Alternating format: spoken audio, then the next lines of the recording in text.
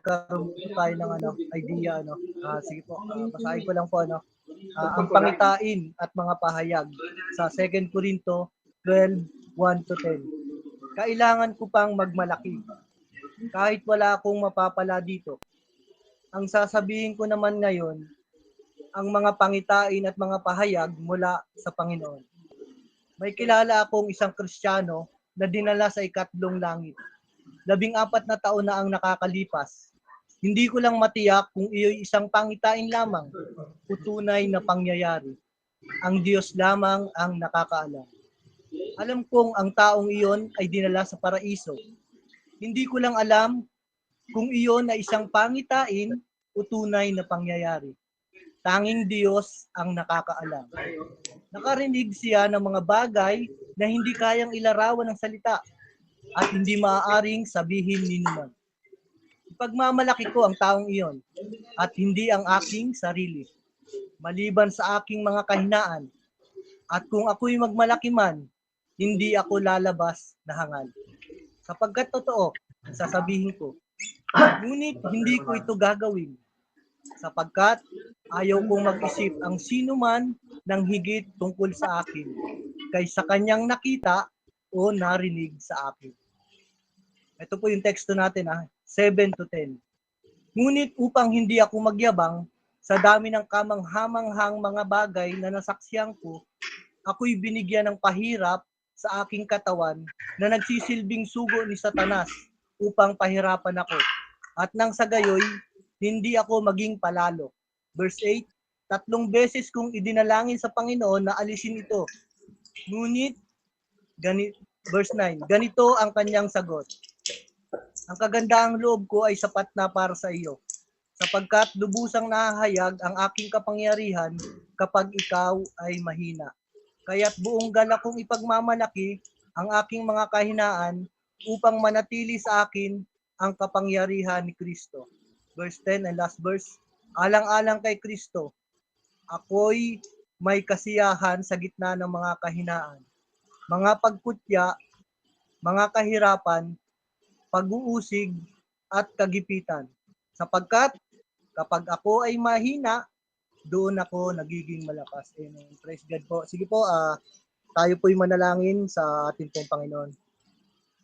Yes, Lord God Jesus, Panginoon, pinupuri ka namin, Panginoon, pinapasalamatan sa gabing ito, Lord God Jesus. At patuloy, Panginoon, na kayo, Panginoon, ang kumilos, gumalaw sa platform na ito, Lord, sa bawat naririto, Panginoon, na handang makinig, Panginoon, at i-empty, Panginoon, yung aming mga sisidlan, Lord God Jesus. Yung aming mga puso, Ama, patuloy na isarado, Panginoon, at patuloy na i-empty mo, Lord God Jesus. At patuloy na kayo, Panginoon, ang maglaman, magpuno ng lahat ng mga salita, Panginoon, na aming mapapag-aralan, Lord. Ikaw ang kumilos. Patuloy, Panginoon, na hiningi ko, Lord God Jesus, ang pagsama niyo, Panginoon, sa aking buhay, Lord God Jesus. Lord, thank you for the privilege, Panginoon, na magamit, Panginoon, yung aking buhay sa araw na ito na maghahayag ng inyong mensahe, Panginoon. Itago niyo lang ako, Panginoon, sa inyong likuran. Anumang imimensahe ko, Panginoon. Ikaw ang makita nila, Lord God Jesus. Hindi ako, kundi kayo, Ama. Kayo ang magliwanag, Panginoon, sa platform na ito, sa bawat puso ng mga kapatid ko na naririto, Lord God Jesus, ay makita nga po, Panginoon, kung paano ang aming mga buhay ay babaguhin nyo sa mga oras na ito, Lord God Jesus. Hiningi, Panginoon, ang wisdom, knowledge, and understanding, Panginoon. Balutan nyo, Panginoon, ng inyong kabanal-banalang dugo, Lord God Jesus, ang bawat isa na naririto, Panginoon, sa platform na ito, Lord. Biyayaan kami, Panginoon, ng spiritual eyes and spiritual ears, Panginoon. Buksan, Panginoon, at patuloy, Panginoon, na kayo ang maglatag, Panginoon, ng mensahe. I-anoint nyo ko, Panginoon, at langisan yung aking labi, Panginoon. Ganun din ang simula ulo hanggang talampakan, Panginoon, na aking buong pagkatao. Patuloy ako na nagpapakumbaba sa inyong harapan, Ama, at ikaw, Panginoon, ang maitataas sa aking buhay. Lord, salamat, Ama. Patuloy na tinatanggal na namin ng kaaway, ang lahat ng gawa at plano ng kaaway sa aming buhay, Panginoon, ang kawalan ng focus, Panginoon, ang kawalan ng interest ng pakikinig, Panginoon, sa gabing ito, Lord God Jesus. Salamat, Ama. Ikaw ang maitas, maparangalan, maluwalhati at madakila, in the mighty name of Jesus. Amen and amen. To God all the glory. Ang ating pong teksto, ulitin ko po ay sa 2 Corinto 12:7-10 ano. Pero pinahapiyawan ko na rin po yung 1-10 ano para po magkaroon po tayo ng idea. At bibigyan ko rin po kayo ng background according to sa teksto po natin ano. At ito po ay yung 2 Corinto po ay si Apostle Paul po ang sumulat po ng 2 Corinto ano. At si Apostle Paul po ay isa sa pinakamahalagang apostol at missionary sa bagong tipan ng Biblia ano po. Ang dati niya pong pangalan ay Saulo, alam naman po natin ano. Mula po sa Taurus, nung inuusig niya ang mga Kristiyano at ipinapakulong sila. Saulo pa po yung pangalan niya no. Pero paano po nagbago si Saulo ano? At siya na po ngayon ay si Apostle Paul.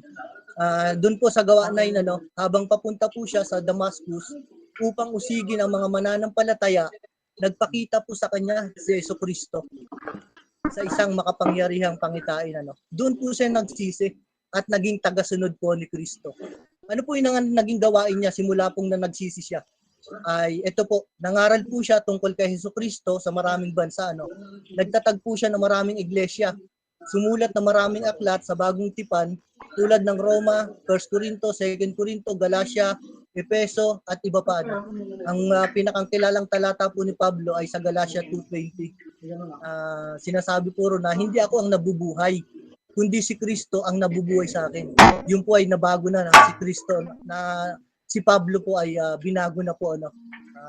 Pinapakita po dito no yung buhay niya na kayang baguhin ng Diyos kahit ang dating makasalanan. Kahit tayo po no, pwede po tayong baguhin ng Panginoon. Ang biyaya po ng Diyos ay mas makapangyarihan kaysa nakaraan ng tao. Sa nakaraan po natin ano, ang tunay na paglilingkod ay may kasamang pagtitiis, pananampalataya at pagpapakumbaba. Sa 2 Corinto po 12:1-10, ang tinutukoy ng mga pangitain at pahayag ng Panginoon ay pangitain po at pahayag ni Apostle Paul po mismo ano.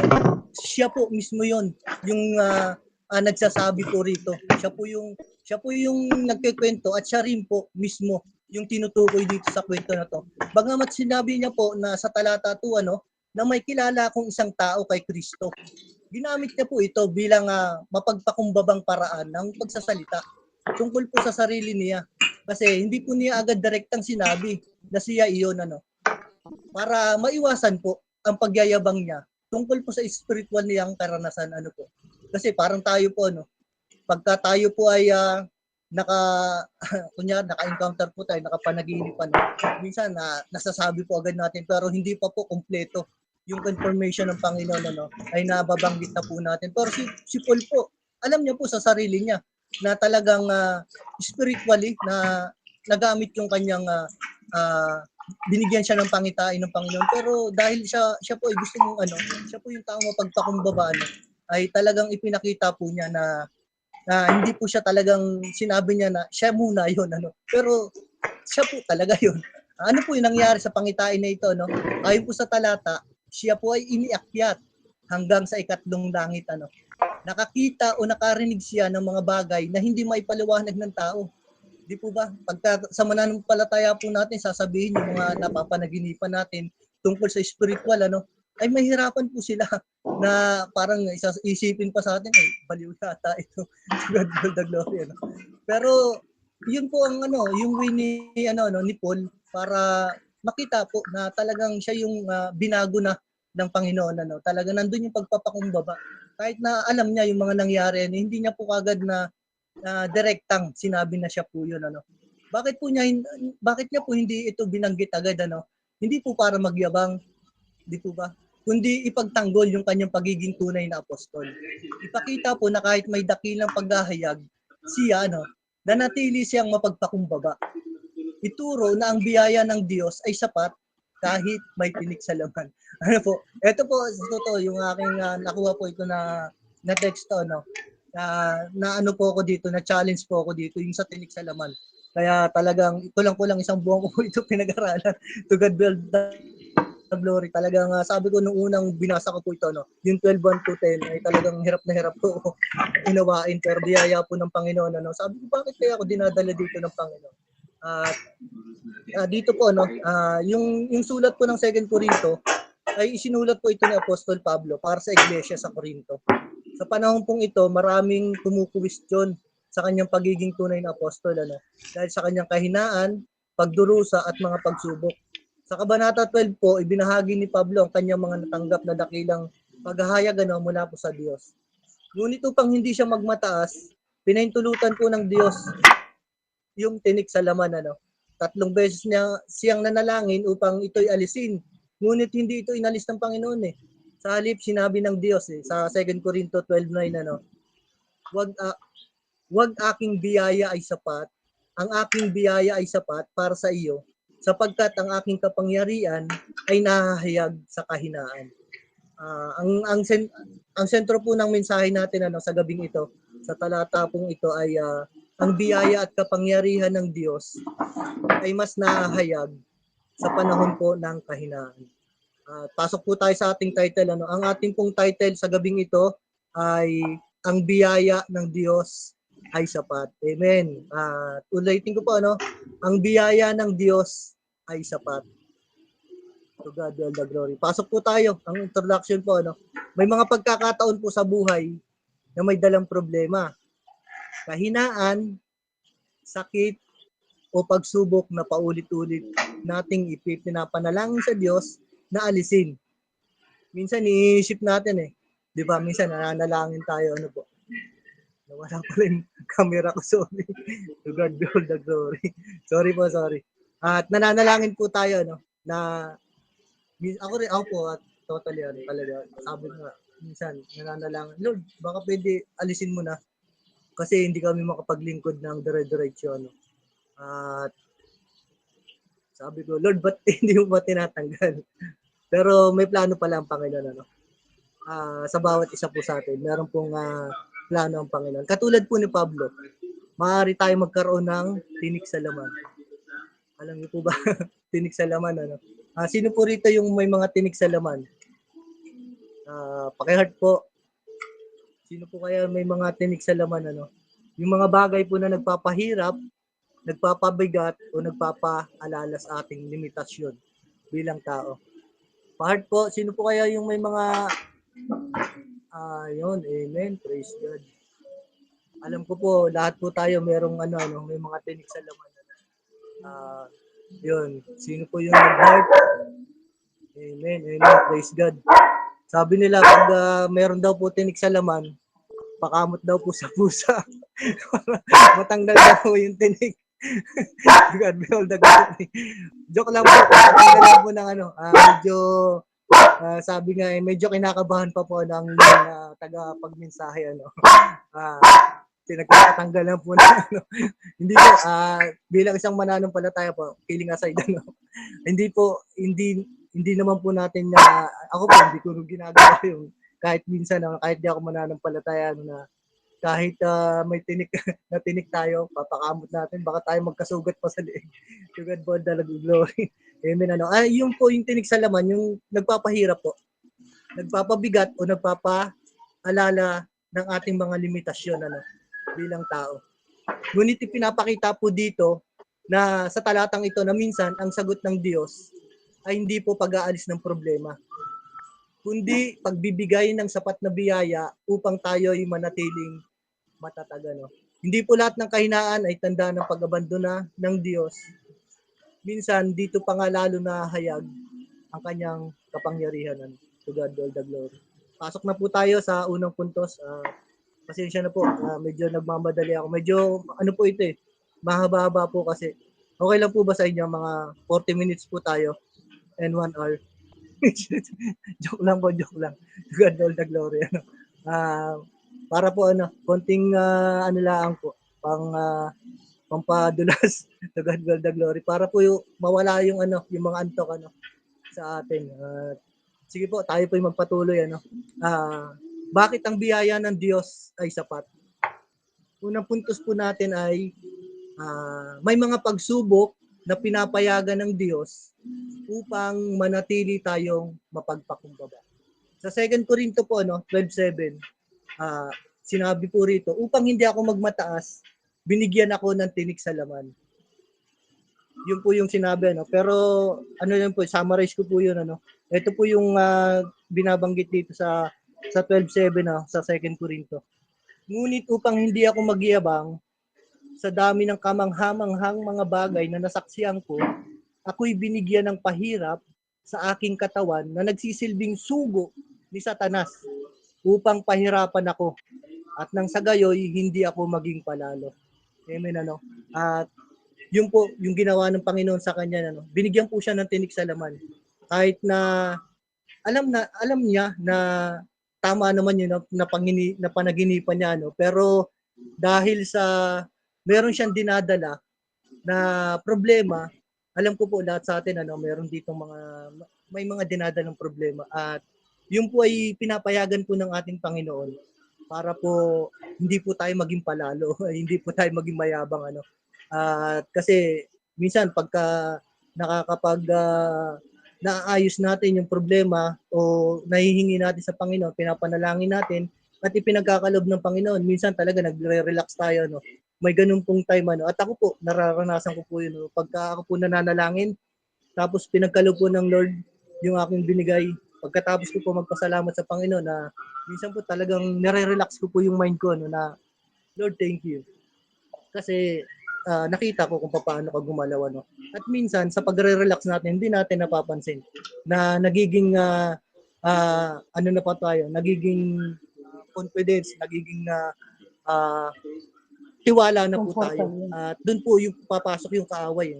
Kaya napakahalaga na makita natin yung pagiging pagpapakumbaba, no. Pinayagan ng Diyos yung tinik niya sa buhay kay Pablo. Dahil sa mga dakilang bagay na kanyang naranasan, ay minsan ginagamit po ng Diyos, ano, yung ating mga kahinaan upang ipaalala na kailangan natin siya araw-araw. At bilang sa atin po, no, tayo po, pinapaalala po ng Diyos yung mga bagay na yung problema po natin ay hindi po niya kagad inaayos o tinatapos, ano, dahil mayroon po siyang purpose. At yung tinik sa laman po na sinasabi rito, yung mga paghihirap ni Pablo ay ginagawa po ng Panginoon na alam niya. Sabi nga di po ba sa 2 Corinthians 10:13, walang pagsubok na dumating sa inyo na hindi pa nararanasan ng ibang tao. Tapat ang Diyos at hindi niya ipapaintulot na subukin kayo ng higit sa inyong pananampalataya. Sa halip, pagdating ng pagsubok, bibigyan niya kayo ng lakas upang makayanan ito at paraan upang malampasan ito. Kaya wag po tayong sabi nga mag-slow down agad o mawalan agad tayo ng tiwala sa Panginoon, dahil ang Diyos po ay alam niya po lahat ng bagay na nangyayari sa buhay natin. Kung ano man po yung pagsubok natin, alam po ng Diyos na kaya po natin anumang hadlang, anumang problema, anumang tinik na ating dala-dala sa ating buhay. Magpatuloy lang po tayo kasi minsan ito po yung nagiging kalakasan ng bawat isa, ano, sa ating buhay. At ang halimbawa ko po rito ay si Haring Nebukadnezar, ano po. Sa Daniel po 4:30 to 37. Sinamaris ko na lang po, ano. Nagmataas po siya dahil sa kanyang kaharian ay inano po niya ang sarili niya. Tapak na dyan, Missy. Tapak na dyan.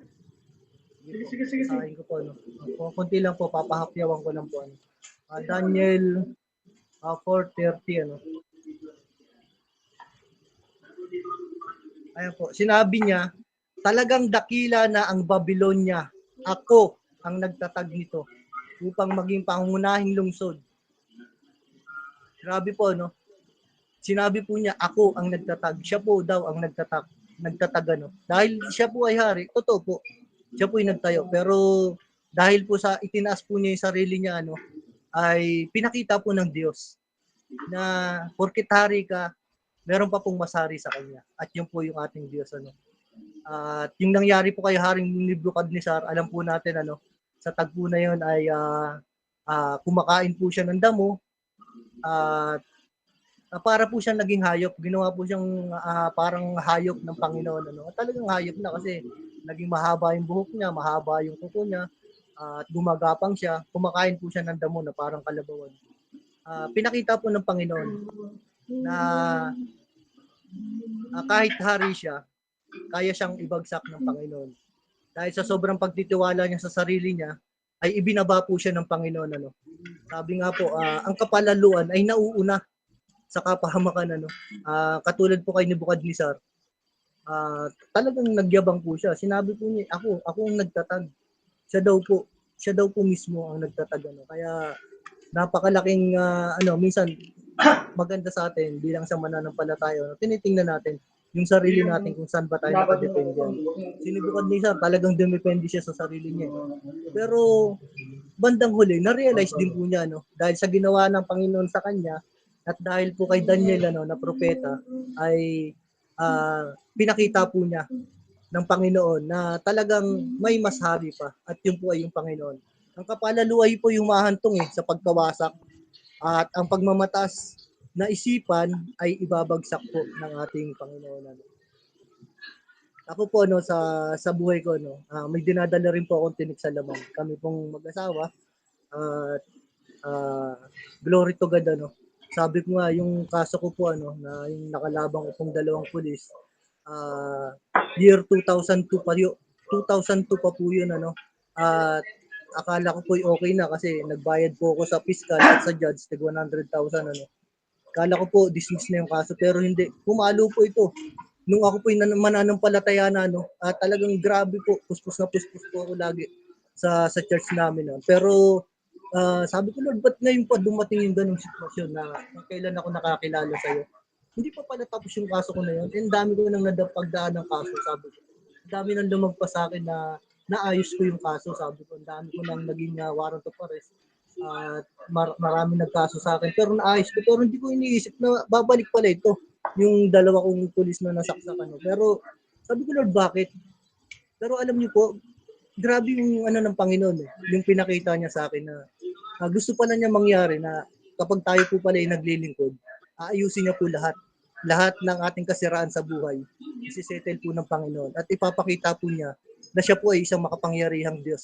At ito pong May 9, na po, permanent dismissal na po yung kaso ko. At thank you sa Panginoon. Sa tagal po ng panahon, ngayon po 2026 na, 24 years po yung kaso ko, at akala ko ayos na, pero hindi po pala. Pero ngayon, pinakita ng Diyos na tama na yung puso mo, okay na, unti-unti. Totoo po pala na kapag ang puso po natin, unti-unti nating ipaayo sa Diyos, iaayos niya rin po yung lahat. Kahit yung mga nakaraan nating pagkakamali, i-settle po niya upang wala pong kaaway na pwedeng magbalik sa atin na, masama ka naman tao nananaksa ka dati, pulis pa yung inaano mo. Pero ngayon wala na po. Nilinis po ng Panginoon yung pagkatao ko. At tinapos po niya, totally dismissed na po yung kaso. At praise to God, nung May 9 lang po, 2026, na-dismiss po. Permanent dismiss na po yung kaso ko. At glory to God, kapag masyado po tayo nagtitiwala sa sarili, nakakalimutan natin ang Diyos. Di po ba minsan, kapag natapos natin isang problema, parang tingin natin minsan na ako ang may gawa nun. Pero nakakalimutan natin yung ginagawa ng Diyos na siya po pala ang lahat na may gawa ng lahat. Yun po, nakakalimutan natin ng Diyos. Ngunit sa kahinaan, natututo po tayong manalangin. Yun po ang kagandahan sa ating bilang mananampalataya. Natututo po tayong manalangin at magpakumbaba at umasa po sa Kanya. Talagang napakaganda na tayo po umaasa sa ating Panginoon. To God all the glory. At pasok na po tayo sa ikalawang puntos. At mahaba-haba po ito. Okay lang po ba 10 puntos? Joke lang po. Killing aside. Amen. Balik po tayo. Bakit ang biyaya ng Diyos ay sapat? Pasok po tayo sa pangalawang puntos.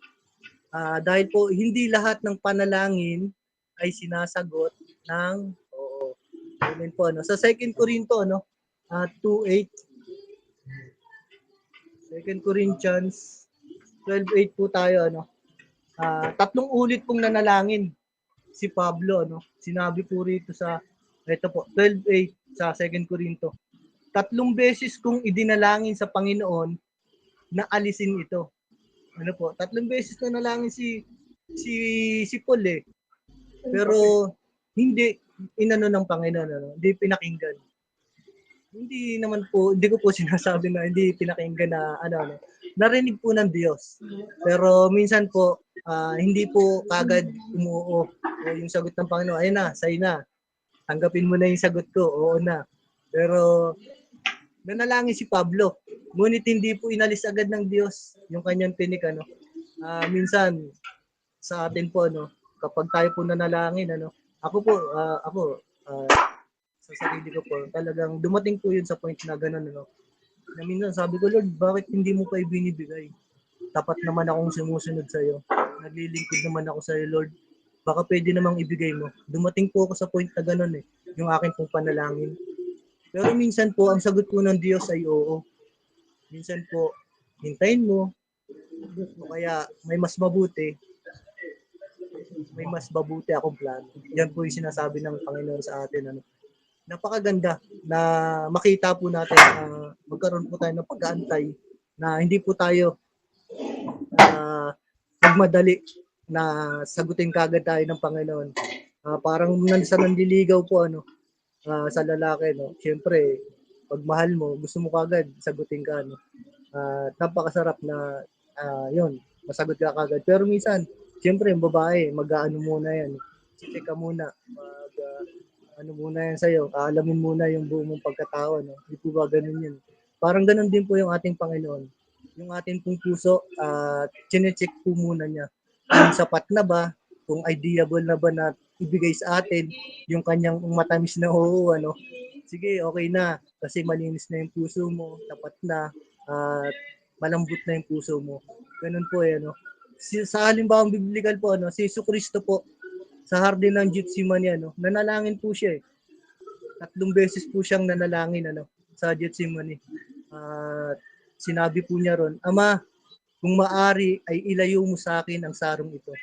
Yun po ang pinanalangin ni Jesu Cristo. No? Pero alam niya po, kung ano po yung tagpo na kanyang haharapin. Ano. Pero sabi nga, ano po ba yung sarong ito? Ito po yung sinasabi di po ba yung sarong? Ay, ito po yung wrath of God. Pero ito po yung galit ng Panginoon. Ano?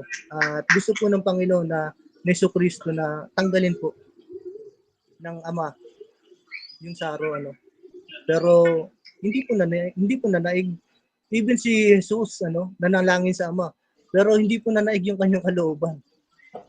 Ayun po, sinabi po sa Mateo 26:39 hindi po nanaig yung kalooban ng ni Kristo eh. Bakit po?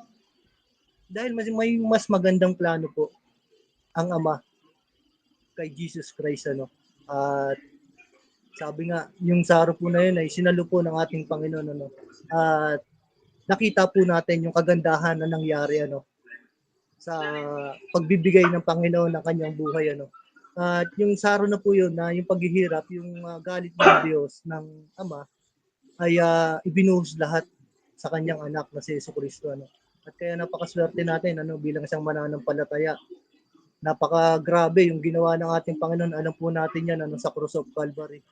Pero bakit minsan hindi tayo nakapagbigay ng oras sa Diyos even ako po. Hindi lang po kayo. Even ako po. Talagang minsan, siyempre, sabi nga, totoo po, hindi po tayo perfect. Pero minsan, mas maganda po na nare-realize natin na kahit 1 oras lang o 2 oras sa gawain na katulad na ito, hindi po ba natin mabigyan ng panahon yung Diyos na siyang tumanggap ng saro, ng galit ng Aman, ng Diyos para sa atin. Lahat ng ating kasalanan ay tinanggap na lamang po natin ng libre, wala pong bayad dahil binayaran po ng ating Panginoon.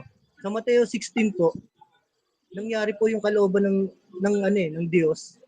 Dumating nawa ang iyong kalooban dito sa lupa tulad ng sa langit. Sinabi po yun ni Jesus na mangyari nawa hindi yung kalooban ni Jesucristo kundi yung kalooban ng Ama na yung sa lupa na maligtas yung sanlibutan kasama po niya ron yung tatlo po si Santiago, si Peter at si Juan yung anak ni Zebedeo, si Santiago at saka si Juan Doon po, 3 beses po nanalangin si Jesucristo, no? Sa Gethsemane. Yung 3 po, pinagbantay ni Jesus, ano? Pero 2 beses po niya binalikan, yung tulog po, yung tulog po yung 3 eh. Para po tayo, ano, kahit sa panalangin, hindi po tayo makapag-step up. Minsan, saglit lang. Amen. Okay na eh. Lord, bukas na lang ulit ha. To God the glory. Ako po ganun po ako. Hindi ko po sinasabi kayo. Ako po mismo. Nangyari po yung sa akin, totoo po. Sobrang pagod sa trabaho. Minsan, nanalangin ako, Lord, salamat. Hindi na pala ako nakapag-amen. Kaya kinaumaga, naging sorry. Lord, sorry. Nangyayari po talaga sa akin yun. Inaamin ko po yun. At hindi dahil hindi nasagot po ayon sa gusto natin, yung ibig natin, ano, hindi po ibig sabihin hindi na tayo mahal ng Diyos. Minsan may layunin siya na hindi pa natin nauunawaan. Ano po, bilang isang mananampalataya po, hindi pa po tayo ganun sabi nga, ka-expert sa salita ng Diyos, ano. Pero kaya po tayo naririto para po mag-aral. Dahil yung wisdom po ng Panginoon iba kaysa yung sa wisdom na sarili natin. Iba yung matatanggap natin sa mga pastor. Kaya ako talagang sabi ko pag iba-iba man yung pastor, minsan nga yung sa devotion po namin, ano, mga baguhan po sa Church of New Creation, ano, yung mga taga Japan tinuturuan po. Lahat po sila ron. Pare-parehas po yung tinatopic niya yun, ano, I can do all things through Christ who strengthen me. Yun na po ang nila, paulit-ulit. Pero pinapakinggan ko po lahat. Kasi bakit po? Hindi lang po tayo makakapulot ng salita ng magandang salita ng Diyos sa magagaling po. Even po sa hindi marunong o sa baguhan po, meron po wisdom na makukuha tayo. Even po sa kausap natin ng mga matatanda na hindi po mananampalataya, may wisdom po tayo mapupulot ron. Kaya wag po natin estimahin yung mga nagsasalita po. Kasi yung nagsasalita po, mensahero lang po yan. Katulad ko po, isa lang po ako mensahero na biniyayaan ng Panginoon na makapagsalita sa inyong harapan, ano. Hindi ko po ninais na maging ganito. Pero biyaya po ng Panginoon, ano. Sabi ko, Lord, thank you. Alam mo, grabe po yung papasalamat ko sa Panginoon, ano. At sa pasasalamat ko po sa Panginoon, binibigyan ko po yun ng sakripisyo. At simula po, madaling araw hanggang ngayon, ano, may ginawa po ako na alam lang po ng Diyos. Kami lang po ang dalawang nakakaalam na, sabi ko, Lord, samahan niyo lang po ako. Gagawin ko po ito, hindi po para sa sarili ko. Gagawin ko po ito dahil alam ko may layunin kayo sa buhay ko. At gagampanan ko po, kung ano man po yung task na ibibigay niyo sa akin, alam ko naman po, nasasamahan niyo ako. Pero Lord, ibibigay ko po yung the best ko. Habang ako po ay nasa harapan ng iba, maibigay ko po yung alam ko na wisdom na ipinapasok nyo sa aking isipan. Ano. Hindi po natin alam yung layunin ng Panginoon sa bawat isa sa atin.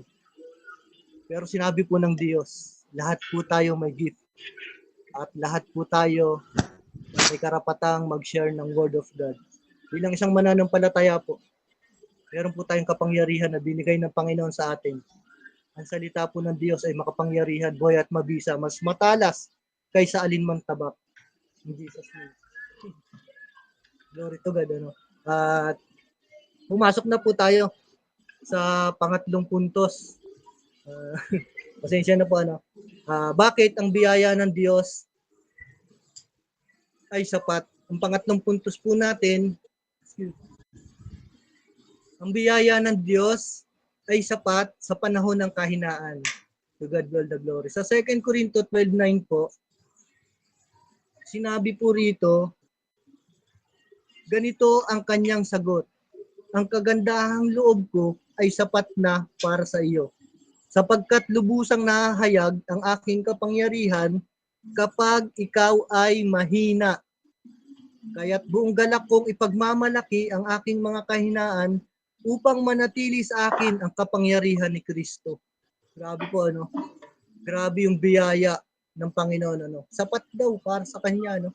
Para kay Paul, ano? To God be all the glory. Minsan po, ano, hindi man alisin ng Diyos ang pagsubok, nagbibigay naman siya ng lakas upang kayanin ito, ano. Ang halimbawang biblical ko po rito ay si Job. Mahabang, pero sinamaris ko na lang po, no? At nahabol ko po yung oras, to God be all the glory. Ang halimbawa ko po si Job, ano. Si Job po, kilala po natin si Job kasi yung Job po, 1 to 42 lang yan. Kinuha ko po yung Job, ano, Job 1, 20 to 22. Nawala po yung kanyang ari-arian, pamilya, kalusugan, ano po, lahat po nawala. Sa isang araw lang po yun, ano, nangyari. Grabe yung nangyari kay Job, ano. Sabi nga, kaya po ba kaya natin yun? Grabe yung nangyari sa kay Job. Lahat po ng, sa isang araw. Ay, tayo nga po, ano, pag naka-encounter tayo ng problema, ay kahit ang problema lang yan, talagang minsan natutuliro po tayo kahit na even na tayo mananampalataya, no? Pagka yung hindi natin inaasahan na problema, yung dumarating, minsan na-struggle din po ako po mismo, no? Na-struggle po ako eh. Lalo na pagdating sa pamilya ko, no? Pero kay Job, grabe yung nangyari kay Job. At alam niyo po, yung nakuha ko po rito nung binasa ko po yung Job, ano? Binalikan ko po ito kasi sabi ko ito yung isa po siya sa halimbawa ko, no? Marami po akong nakita na yung po lagi ang ano, no, pero yung napansin ko po dito, no, grabe po yung nangyari kay Job. Hindi lang po dahil sa ari-arian, yung sa pamilya na namatay yung anak niya eh. 10 po yung anak niya, no, 7 lalaki at 3 babae. At yung kalusugan po niya nawala. Nagkaroon po siya ng sakit. Teka lang po. Grabe kasi yung nangyari kay Job, ano. Pero yung pinakamasakit po na nakita ko sa tagpo ni Job, ito po eh, yung sa asawa po niya, sinabi po ng kanyang asawa, mananatili ka pa bang matuwid? Sumpain mo ang Diyos at nang mamatay ka na. Grabe po, no? At nakita ko po doon, nung binulay ko po ito, sabi ko, grabe. Ito yung pinakamasakit na tagpo kay Job, ano? Kasi yung sa kanyang pamilya, namatay yung kanyang pamilya. Sa akin po, para po sa akin, ano, kahit mamatay po yung mga anak, mawala yung mga ari-arian, okay lang po yun eh. Pero pag yung asawa mo mawala sa'yo, at sabihin sa'yo yung ganong kasakit, di po ba? Sa akin, masakit po yun. Ewan ko po sa inyo, no? Pero para po sa akin, kasi hindi po mabubuo yung pamilya ni Job. Hindi po siya magkakaroon ng ari-arian na marami. Hindi po siya magkakaroon ng kalusugan ng ganon kung wala po siyang asawa. At nakita ko po sa tagpo na yun, ano, yun po yung pinakamasakit. Kasi nangyari na po yun sa kanya lahat. Nawala na yung mga ari-arian niya, nawala na yung pamilya niya, nagkaroon po siya ng sakit. Pero yung pinakamasakit po na tagpo, yung sabihan po siya ng asawa niya, na sumpain mo yung Diyos mo at mamatay ka na. Minsan po, ano, sa akin, nung kami po yung mananampalatayaan, kami po hindi mag-asawa na perfect, ano. Nanggaling po kami talaga sa pagtatalo rin, gano'n, ano. Minsan po dumating po kami sa time, ano, ako po lalo, na susumpain mo yung asawa mo pagkagalit ka. Di po ba? Nung kami hindi pa mananampalataya, ano, yung sumpa ko yung asawa ko eh, na maayos ka na, hindi na kita kailangan, gano'n, ano. Pero nakita ko po yung tagpo na ito po yung pinakamahalaga kay Job eh, yung kanyang asawa, no. At sa tagpo na po ito, sa tagpo po ni Job, ano, sa kanyang asawa, hindi po sinabi rito. Sinabi po rito, no, sa Job na naging maayos yung kanilang pamilya bago siya tanggalin yung kanyang ari-arian, yung kanyang mga anak mawala. Ayan. Maganda po yung kanyang pamilya. At wala pong binanggit na masama po yung kanyang asawa, no. At hindi ko po dito, kasi karamihan po, no, talagang sa nagpipreach, ano, sa nakita ko po, no, talagang minamasama nila yung asawa ni Job. Pero para po sa akin, ginamit din po yung asawa ni Job eh, ng kaaway para po kay Job. Kasi bilang isang matatag na lalaki, ang kahinaan mo yung asawa mo eh. Yun po yung kahinaan ni Job. Yun po yung nakita ko rito sa tagpo na yun, na yun po yung pinakakahinaan ni Job, yung asawa niya. Nung sinabihan po siya noon, namamatay ka na, sumpain mo yung iyong Diyos. Mabigat po yun kasi partner niya po yun. Simula po sa umpisa, hindi po magiging matatag yung kanilang ari-arian, hindi po magkakaroon sila ng pamilya kung wala po yung asawa niya, kung wala pong pagmamahalan sila ni Job, ano. At pinakita po rito ng Panginoon sa tagpo po na ito, sinearch ko po yung asawa ni Job ay hindi po sinabi sa dulo na pinalitan po yung asawa ni Job. Even po yung mga mananaliksik ay sinabi po na ang naging asawa pa rin po ni Job ay yung asawa pa rin po niya. At ibinalik lang po yung kanyang buong pamilya. Nagkaroon po uli sila ng 10 anak at yung ari-arian po nila dinoble po ng Panginoon. Tinanggal po lahat ng sugat ni Job sa kanyang katawan. Nakita ko po yung tagpo rito na talagang yung sakit na inano siya ng asawa niya, kinurse siya. Mabigat po sa kanya yun dahil siyempre si Job kilala po natin na napakabuting tao. At pag mabuti kang tao, ibig sabihin, mabuti ka sa asawa mo.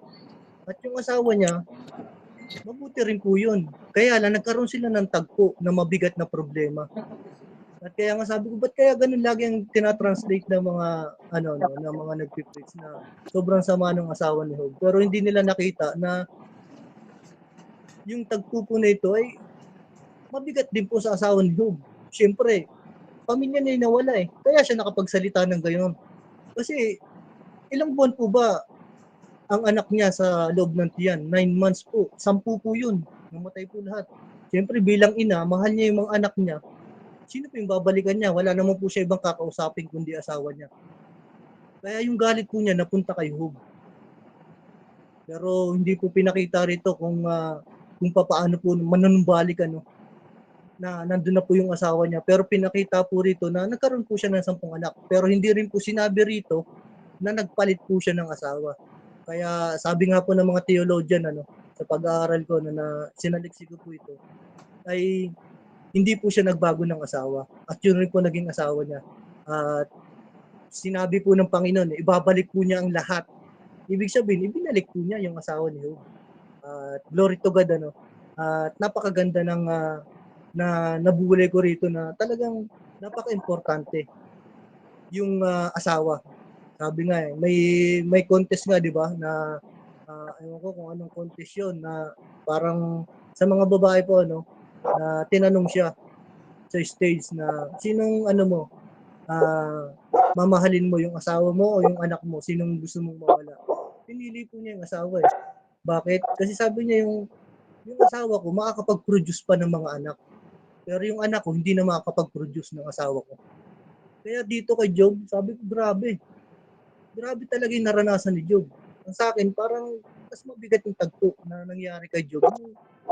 Sumpain siya ng asawa niya na i-curse siya ng asawa niya. Kasi bilang isang nagmamahalan, pag kinurse ka niyan, napakasakit nun. Hindi, sa tingin ko, hindi naman ito talaga ang pinakantagpo na nahirapan si Job Yung malakas na tagpo para sa akin, yung sa asawa kasi,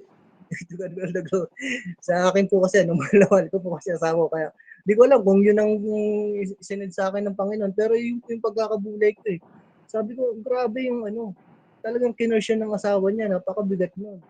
Pero dahil mahal ni Job, wala pong tagpo rito na sinabihan ni Job na masakit yung asawa niya. Bilang isang mabuting asawa, ano po yung ginawa niya?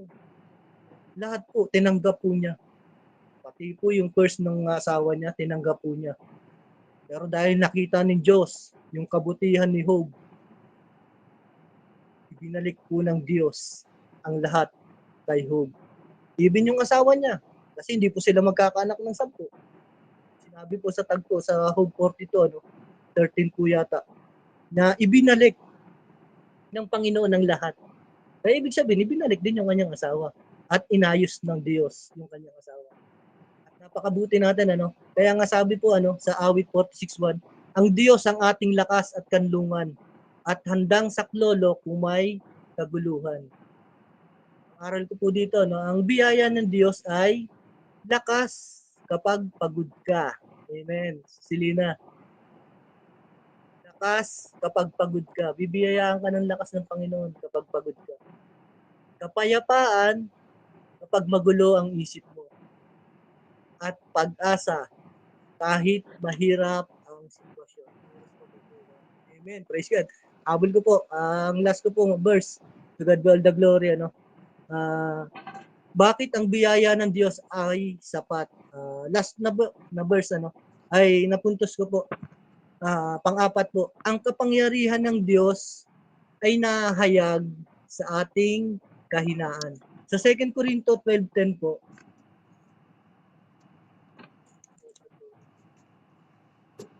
sinabi po rito, alang-alang kay Kristo, ako'y may kasiyahan sa gitna ng mga kahinaan, mga pagkutya, mga kahirapan, pag-uusig, at kagipitan. Sapagkat kapag ako ay mahina, doon ako nagiging malakas. Ano po, grabe yung ni Paul. Sapagkat kung ako ay mahina, doon ako malakas. Sinabi niya ibig sabihin, kapag siya ay mahina, doon siya malakas. Bakit? Kasi po, kapag mahina siya, lumalapit po siya sa ating Panginoon. Tayo po, di po ba, kapag tayo nanghihina, tayo po iyak na iyak dahil may naranasan tayong mga problema na hindi natin kayang lutasin na sarili natin. Sa Diyos po tayo lumalapit At nagiging po tayong malakas. Binibigyan niya po tayo ng kapayapaan, ng kalakasan ng ating Panginoon. Kaya kapag wala na tayong sariling lakas, doon na po tayo natututong umasa sa Diyos. Totoo naman po ako, even ako, talagang sa Diyos ako umaasa. Lalo, sabi nga, Lord, yung sa amin, yung aming pinansyal, hindi po talaga namin yan iniisip, kasi grabe po yung naranasan namin na hirap, Kasi alam niyo naman po yung aming kwento, Talagang, sabi ko yung tagbe-betching ko, inipon ko po na maging 10 piso. Binili ko po ng noodles. Pinag-iisipan ko pa po yun kung noodles o itlog ang bibiling ko. Sabi ko 2 itlog. Di po ba 5 piso lang yung itlog? Yung noodles 10. Sabi ko din kaya. Sabi ko may sabaw na lang. Tapos, ito po yung aircon namin. May wire po ako binili na makapal, di 12, tas mahaba. Wala po kayong pambiling bigas. Binalatan ko po. Binalatan ko po yun. At binenta ko po, naka 120 lang. Bili ko 1.8. 120 lang ang binenta ko. Pero masaya na po ako kasi nakabili ako ng bigas. Wala pa po kami trabaho nun. Talagang bagong lipat po kami dito sa bahay na ito. At dati po may tindahan kami. Tapos lumipat po kami dito. Church lang po kami umaasa. At sa mga love gift ng mga tayo pong nagla-love gift at yun po ay biyaya ng Panginoon na nagamit yun. Lahat po yun ay lahat po ng nagbibigay sa amin. Lahat po yun ay pinapasalamatan ko sa harapan ng Panginoon. Lahat ng mga tao, simula po nung kami, ngayon po, maayos na po kami. Inayos po kami ng Panginoon.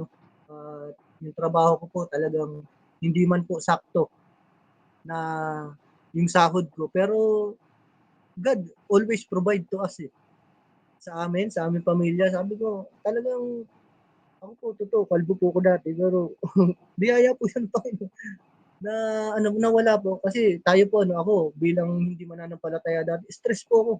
At inamin ko po yan sa inyo, muntik po ko talaga magpakamatay. Pero hindi inalaw ng Diyos. Bakit? Yung po pala yung makakasama ko at makakaharap rito. Glory to God. At masayang-masaya po ako. Marami mang struggle na dumadaan sa aming buhay. Nakikita ko po kung paano po nagpo-flow yung Holy Spirit sa aming buhay, sa aming pamilya, even dito sa bahay. At nung lumipat po kami dito, may espiritu po rito at natulog po ako dito 12:00 ng madaling araw hanggang 2:00. Pinagpe-pray ko po ito. Yung bahay namin. Talaga pong wala po ritong bahay lahat. Kami po lang pong unang-una rito. Tatayuan po yung balahibo ko. Nag-pray po ako rito at nawala po yun. Biyaya po ng Panginoon. Grabe po yung Panginoon. Ay, yung halimbawang biblical ko po, si Moises po. Patuloy ko lang po at talagang nabuli ko po yung oras na hindi po ako lumagpas. Sa Exodus 10:12 po, pakiramdam niya hindi siya karapat dapat magsalita Ngunit ginamit siya ng Diyos na makapangyarihan. Even si Moises. Kilala po natin si Moises. Magaling si Moises kasi galing po siya dun sa ano eh, sa Ehipto eh, at pinag-aral po siya dahil ang kumupo po sa kanya ay Reyna, ano. At grabe yung ano, ibig sabihin matalino siya, lahat marami siyang ano, kumbaga sa ano, mataas yung kanyang kaalaman ano. Pero even si Moises tumatanggi sa Panginoon ano na hindi siya karapat-dapat dahil at po si ano no, si Moises. At po si Moises eh. Pero hindi po yun naging hadlang eh. Sapagkat kung ako'y mahina, doon naman ako malakas, sinasabi po ni Pablo. No? At si Moises po ay at inisip po niya, yun po yung kahinaan niya. Pero dahil po inamin ni Moises, yun po yung kagandahan doon, yung pag-amin sa atin po, no? Yung aminin natin na mahina tayo. Aminin natin na mayabang tayo. Ako po, naamin ko po yun. Mayabang po ako dati. Pero binago na po ako ni Lord. Biyaya ng Panginoon. Mayabang po ako dati. At pag may nagyoyosi po, katabi ko sa jeep ano, kahit saan lugar. Ako mapunta ano. Pag may nakatabi po ako na nagyoyosi, papakiusapan ko po yan. Sir, pasuyo ng yosi mo. Bawal yan dito sa ano, sabi ko, nasa public places tayo. Pag hindi po yan tinanggal, pagbaba ko po, uupakan ko po. Ang dami ko pong naupakan dito mga ano, yung iba nga, mga driver, mga conductor, taga dito po sa Tanay, ano, madalas yung nauupakan ko kasi bumababa po kami sa Imperial dati. Alam mo ni Cecilina yung ano, Imperial, ano yung yung Shopwise ngayon, dating ano yan, dating sinihan. At diyan po ako laging nababa. Iba po yung pagkatao ko dati, ano, talagang ako po iniiwasan ako sa inuman, lalo't nagyoyosi. Pagka ako kainom nila, wala pong nagyoyosi ano, sa amin. Kasi kilala po nila ako dahil pag tiningnan na po kita na hindi mo tinagal yung sigarilyo mo, sigurado bubulagta. Ganun po ako dati, no? At mainitin po ako pagdating sa mga pulis. Pagka may nakita po akong pulis na ano, talagang mainit po yung dugo ko sa pulis. Pero biyaya po ng Panginoon na binago po ng Diyos yung buhay ko, no? Ganun din po si Moises, ano, talagang pinakita ng Diyos kung paano ginamit si Moises, ano, na even na may kahinaan, lahat po tayo may kahinaan, ay kaya pong gamitin tayo ng Diyos sa ating buhay, ano. Sinabi po sa Efeso 6:10, magpalakas kayo sa Panginoon. Ano po, napakahalaga na sa Panginoon po tayo nagpapalakas, hindi po yung ating sarili, kundi sa Panginoon po tayo laging aasa, no. Jesus name. Lubat na. Ngayon, aral po rito, no, hindi hinahanap ng Diyos ang perpektong tao. Hinahanap po ng Diyos ang taong handang magtiwala sa Kanya. Amen. To God all the glory. Yung po ang hinahanap ng Diyos. Hindi po hinahanap ng Diyos na perfecto tayo, na hindi na tayo makasalanan. Hindi po. Ang hinahanap po ng Diyos ay yung mga makasalanan eh. Yung mga taong naliligaw. Kaya lagi ko nga pong in-example yung 99 at saka yung 2 pa. No? Yung isa po yung hinahanap ng Panginoon kasi alam po niya, perfect na yung 99 eh. Sumusunod na sa Kanya yun eh. Pero yung naliligaw, yun po yung hinahanap ng Panginoon. Kaya napakaganda na hindi po natin hanapin na tayo perfect no, bago tayo magamit yung buhay natin. Hindi po, ano. Tayo po pumasok na sa conclusion. Lobat na po. Ang tinik sa laman ni Pablo ay paalala na kahit ang mga lingkod ng Diyos ay dumaraan sa kahinaan at pagsubok. Ngunit pinapakita rin nito na ang kahinaan ay hindi hadlang sa paggamit ng Diyos. Ano po? Ang biyaya niya ay sapat at ang kanyang kapangyarihan ay higit na nahahayag sa taong umaasa sa kanya. Kaya kung may tinik ka, kapatid, mga brother, sister, kung may tinik kayo, may tinik man sa buhay mo ngayon, ano, huwag mawalan ng pag-asa. Maaring hindi pa ito inaalis ng Diyos dahil may ginagawa siyang mas malalim sa iyong buhay. Kapatid, to God all the glory. Sa gitna ng kahinaan, maririnig mo rin ang tinig ng Diyos. At sasabihin niya, ang aking biyaya ay sapat para sa iyo, sa akin, at sa ating lahat. To God be all the glory. Tayo po'y manalangin. Yes, Lord God, salamat Ama sa gabing ito, Panginoon, sa patuloy na paghahayag ng inyong mensahe, Panginoon. Salamat, Ama, at patuloy na mag-rema, Panginoon, sa bawat isa. At patuloy na magkaroon kami, Panginoon, ng inspiration, Panginoon, na ang iyong mga salita, Panginoon, ay patuloy na magamit namin sa katamaan ng katuruan na inihahayag nyo sa bawat isa sa amin. Lord, salamat sa mga kapatid ko na narito at alam ko, Panginoon, na hindi ako, kundi ikaw ang nagbabago ng buhay. Walang iba na Diyos na makapangyarihan sa lahat, kundi ikaw lamang, Ama. Ikaw ang maihahayag sa amin sapagkat ang biyaya mo ay sapat para sa lahat. To God be all the glory. Ito po pinapasalamatan namin, Ama, sa iyo lamang. In the mighty name of Jesus. Amen and amen. Praise God po. Back to you po, Sis Beth. Amen. Praise the Lord. Coco tuloy. Coco Martin tuloy sasabihin ko. Praise God. Salamat po, Kuya Fred. Glory to God. Ito kasi si Ate Meds mapangha